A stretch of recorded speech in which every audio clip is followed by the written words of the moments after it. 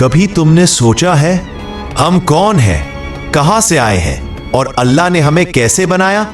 ये सवाल शायद सादा लगे, मगर हकीकत में ये तख्लीक की सबसे हसीन कहानी है।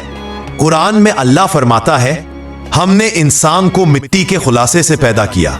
सोचो, मिट्टी जो बज़ाहिर बेजान है, ना उसमें हरकत, ना आवाज, ना एहसास, लेकिन जब अल्लाह ने चाहा तो उसी मिट्टी से अपनी सबसे हसीन मखलूक पैदा कर दी, इंसान। यही मिट्टी जो कभी जमीन का हिस्सा थी, अल्लाह के हुक्म से जिस्म बन गई। फिर रब कायनात ने उस जिस्म में अपनी रूह फूंकी और यूं पहला इंसान हजरत आदम वजूद में आया। सोचो, एक लम्हा पहले मिट्टी थी, अगले लम्हे वो बोलने, सोचने, महसूस करने वाला इंसान बन गई। ये है अल्लाह की कुदरत। अल्लाह ताला ने फरिश्तों से फरमाया, मैं जमीन में एक खलीफा बनाने वाला हूं।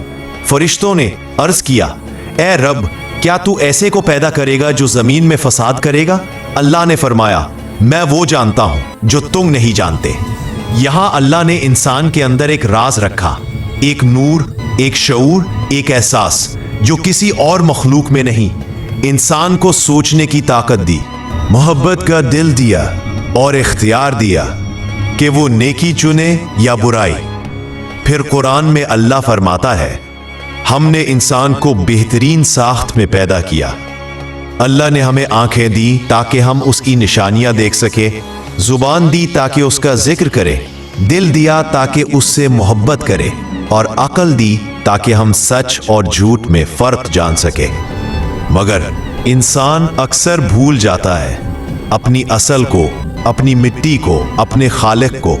हम दुनिया की चमक में खो जाते हैं और उस रब को भूल जाते हैं जिसने हमें वजूद दिया, हालांकि वो रब हमेशा करीब है। कुरान में अल्लाह फरमाता है, मैं करीब हूं और पुकारने वाले की दुआ सुनता हूं जब वो मुझे पुकारता है।